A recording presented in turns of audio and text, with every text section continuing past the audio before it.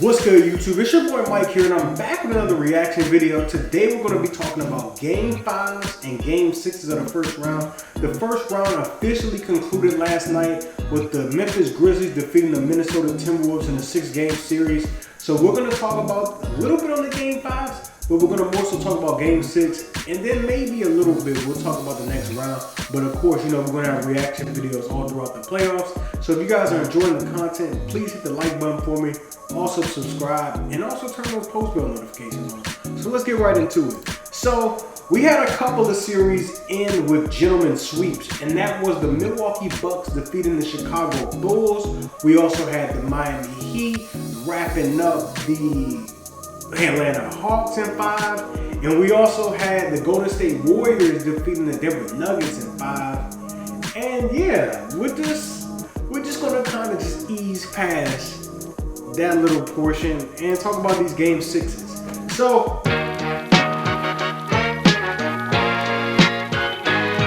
we did have the Toronto Raptors pushing the Philadelphia 76ers. They pushed them to the brink, but it obviously just wasn't enough. Joel Embiid, you know, injured and all, managed to score 33 points. I thought Doc Rivers left him in there a little bit too long, and now you see he's gonna miss some time with, you know, facial fracture and a mild concussion. You know, it really sucks. I actually sent the text to my dad during that game, and I said, Doc Rivers needs to get Joel Embiid and all their players out of here. They're up by 29. It's no reason why these players should still be in the game. Like, absolutely no reason at all. Sixers did win this thing, 132-97, blowout fashion. Toronto Raptors, I thought they were going to win this series. I really did. I own that. I'll take the L. But don't lie, y'all. I thought Doc Rivers was close to blowing this series lead. I thought it could happen, but it didn't. Next, we had the Phoenix Suns taking on the New Orleans Pelicans.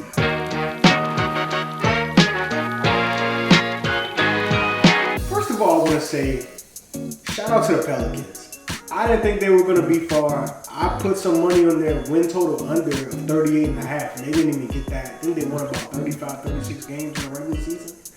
But their culture is changing. And their culture is changing with CJ McCollum, and it's also changing with Willie Green, who to me instilled more so, obviously because Zion's not there, he had to, you know, let Brandon Ingram cook and let Brandon Ingram do his thing, and he empowered him to show off his skills. Brandon Ingram averaged 27 in this series against the Phoenix Suns. Obviously, you know, one of the best defenders in the league, Mikal Bridges, a Defensive Player of the Year runner-up, was the primary defender on Brandon Ingram. But the Pelicans, to me, this series showed me more about the Pelicans than it did the Suns.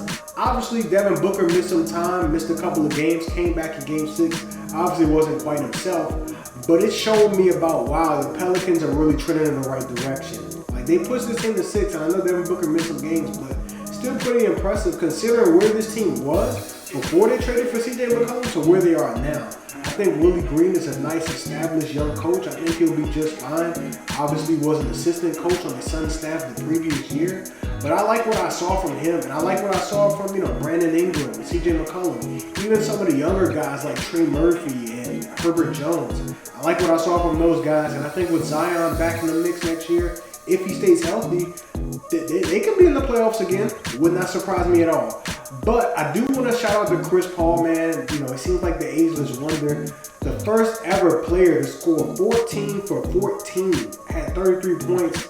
He didn't miss a single shot. Guy was amazing. He was incredible. He's been doing this for a long time, and we got to really appreciate him while he's still playing and while he's still hooping, because he's doing it at a very high level. Not to mention, you know, all the leadership stuff that he's done. But I'm not going to get into that. But I did want to give Chris Paul my flower, give him his flowers, because he's been balling, man. 33 points, 14 for 14. Guy was amazing. But shout out to the New Orleans Pelicans for pushing the Phoenix Suns to the brink. I honestly thought it was going to go 7. But I did make my prediction after the Booker injury that it would be Suns in 6. Next game, we had the Dallas Mavericks taking on the Utah Jazz in Utah.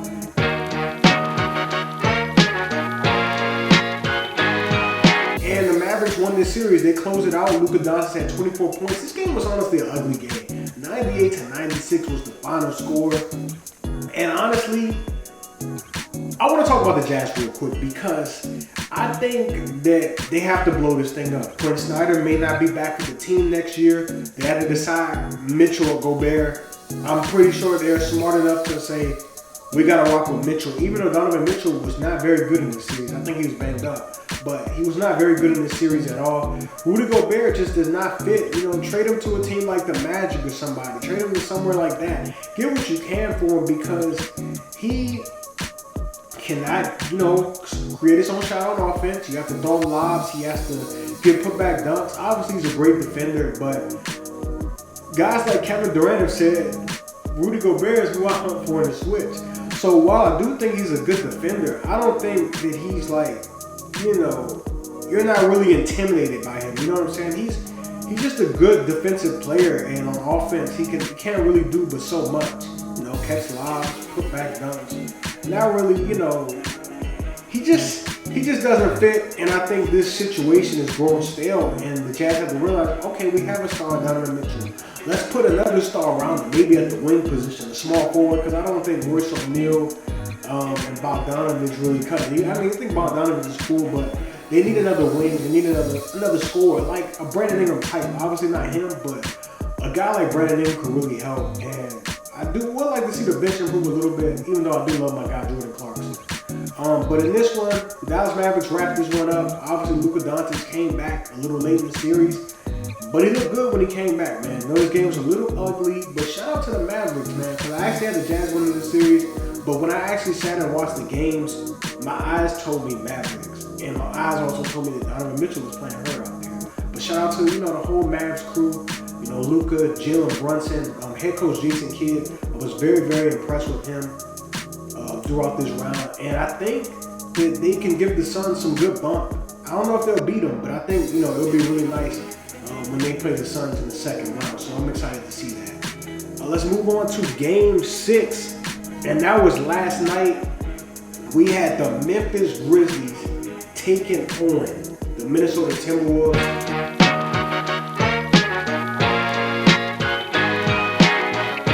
And it sucks. It really sucks, but the Minnesota Timberwolves blew too many double-digit leads in this series, and they did it yet again, blowing a 10-point lead in the fourth quarter of last night's game. They got outscored, I believe, by 18 in the fourth quarter. I think 40-22. That is absolutely unacceptable. And for guys like Karl Anthony Towns and D'Angelo Russell, they've been in the league too long. D'Angelo Russell, he had a pretty putrid series. I want to read some of the numbers real quick. I was looking at it earlier, but it was just bad. It was just freaking bad. Game 1, 10, 2 for 11 shooting. Game 2, 3 for 11 shooting, 11 points. Game 3, 22 points.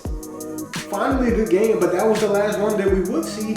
Game 4, 10 points, 3 of 12 shooting. Game 5, 12 points, 4 of 10 shooting. Game 6, 7 points, 3 for 7 shooting. Look, I know you got a tough assignment guarding John Morant, but Patrick Beverly was also doing a lot of that dirty work as well. And, he's been in the league too long. I saw something on Twitter that said D'Angelo Russell has been loading for 7 years, and that's completely true. Outside of that one All-Star year with the Brooklyn Nets, he's pretty much been the same guy. And for him and Karl Anthony Towns, they have to be better than that. A lot of the mistakes they make, I put a lot of this on them. Anthony Edwards, he balled out. He's a young player, only 20 years old, so I'm not going to put too much on him, but he showed out in his first time ever making the playoffs. But I thought the Timberwolves were the better team for most of this series. It just did not reflect, obviously, because they lost 4 games to 2. But they lost the series, and I'm putting the blame on the guys who are kind of the veteran stars of that team, if you will. Because D'Angelo Russell made an all-star team before Karl Anthony Towns has been an all-star. Those are the only guys that really have that pedigree on that team. So I'm putting more so of that on them. But let's fast forward and let's talk about, some of the matchups that are to come in the second round, because I don't want to cry about it. But we have the Milwaukee Bucks taking on the Boston Celtics Sunday, May 1st at 1 p.m.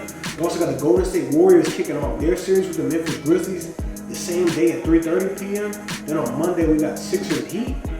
Dallas Mavericks and Suns. And I'm really excited, man. Second round is fun. Obviously, we didn't have any upsets. We saw, some teams put some teams to the brink.